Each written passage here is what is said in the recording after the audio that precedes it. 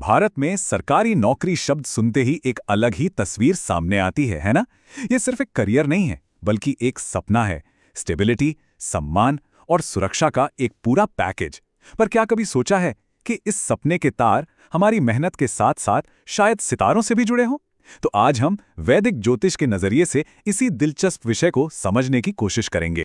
ये लाइन तो हम सब ने कहीं ना कहीं सुनी ही है और ये एक बहुत गहरी मान्यता को दिखाती है कि कुछ खास ग्रहों के कॉम्बिनेशन किसी इंसान को सरकारी सेवा के लिए मानो पहले से ही चुन लेते हैं। तो चलिए आज इसी बात की तह तक जाते हैं और देखते हैं कि ज्योतिष शास्त्र असल में इस बारे में कहता क्या है।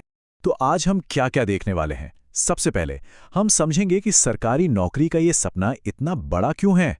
फिर ज्योतिष की दुनिया में उतरेंगे और उन पावरफुल प्लैनेटरी कॉम्बिनेशंस को जानेंगे जो सक्सेस का सिग्नल देते हैं। और हाँ, आखिर में उस सबसे जरूरी सवाल का जवाब भी ढूंढेंगे कि ये सितारे अपना वादा निभाते कब हैं। तो चलिए अपनी यात्रा शुरू करते हैं पहले पड़ाव से। आखिर भारत में सरकारी नौकरी सिर्फ एक जॉब क्यों नहीं, बल्कि एक पूरा सपना क्यों मानी जाती है? ये जो आकर्षण है ना सरकारी नौकरी का, स्टेबिलिटी, सामाजिक प्रतिष्ठा, अधिकार और फाइनेंशियल सिक्योरिटी, यही तो वो चीज़ है जो लाखों लोगों को हर साल जीतोड़ मेहनत करने के लिए मोटिवेट करती है। लेकिन जब कामयाब कुछ ही हो पाते हैं तो ज्योतिष एक अलग एंगल सामने रखता है। देखिए, ये मेहनत का कोई विकल्प नहीं है, बल्कि एक और पहलू है जो उन संभावनाओं को तलाशता है तो शायद जन्म के समय ही हमारी किस्मत में लिख दी गई हो। तो ठीक है, ये सपना इतना बड़ा क्यों है ये तो समझ आ गया, पर ज्योतिष का इसमें क्या रोल है? चलिए इसे समझने के लिए इसे एक खेल के मैदान और उसके खिलाड़ियों की तरह सोचते हैं। और देखिए, जब बात सरकारी नौकरी की हो तो हमें इन 12 के 12 मैदानों पर फोकस नहीं करना है। कुछ खास मैदान हैं जो हमारे लिए ज्यादा मायने रखते हैं और हमारा सारा ध्यान उन्हीं पर रहेगा। बिल्कुल, और जैसा हम आगे देखेंगे, कुछ ग्रहों को तो सरकारी सेवा का मेन इंडिकेटर ही माना जाता है। अब ये स्लाइड देखिए जरा, ये एक तरह से पूरी कहानी का निचोड़ है। 10वां घर है आपके करियर का स्टेज, छठा घर है कंपटीशन जीतने का मैदान। अब आते हैं खिलाड़ियों पर। सूर्य कौन है? सूर्य है राजा, मतलब सरकार। शनि, वो है जनता का सेवक। मंगल है सेनापति और बृहस्पति, वो है बुद्धिमान सलाहकार। बस इन खिलाड़ियों का आपसी तालमेल ही पूरी कहानी लिखता है। तो मैदान तैयार हैं, खिलाड़ी भी तैयार हैं। अब आता है खेल का सबसे मजेदार हिस्सा, वो स्पेशल कॉम्बिनेशंस जिन्हें ज्योतिष में योग कहते हैं। ये वो योग हैं जो सरकारी नौकरी की संभावना को कई गुना बढ़ा देते हैं। तो देखिए, सबसे पहली और सबसे जरूरी चीज जो देखी जाती है वो है सूर्य की ताकत, क्योंकि सूर्य ही तो सरकार है। अगर सूर्य कुंडली के 10वें घर में यानी करियर के घर में बैठा है तो उसे दिग्बली कहते हैं। इसका सीधा सा मतलब है कि उस इंसान में लीडरशिप और एडमिनिस्ट्रेशन की क्वालिटीज नेचुरली होती हैं। फिर आते हैं राजयोग, जैसा नाम वैसा काम। ये योग इंसान को राजा जैसा मान सम्मान और पद दिलाते हैं। और इनमें सबसे पावरफुल है धर्म कर्म अधिपति योग।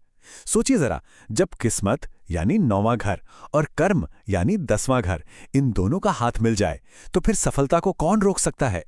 यही वजह है कि ये योग अक्सर टॉप आईएएस अधिकारियों की कुंडली में मिलता है। और फिर आते हैं ये 5 बहुत ही स्पेशल योग, जिन्हें पंच महापुरुष योग कहते हैं।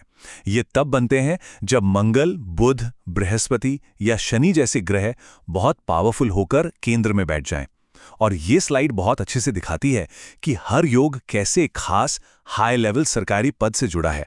जैसे मंगल का रोचक योग सेना का जनरल बना सकता है, तो वहीं शनि का शश योग एक पावरफुल ब्यूरोक्रेट। ठीक है, योग तो समझ आ गए, लेकिन ज्योतिष ये कैसे बताता है कि कोई सैनिक बनेगा, जज बनेगा या फिर बैंकर? आखिर एक सैनिक और एक बैंकर की कुंडली में फर्क क्या होता है? चलिए इसे समझते हैं। ये टेबल इसे बहुत अच्छे से समझाती है। देखिए, आईएएस बनना है तो क्या चाहिए?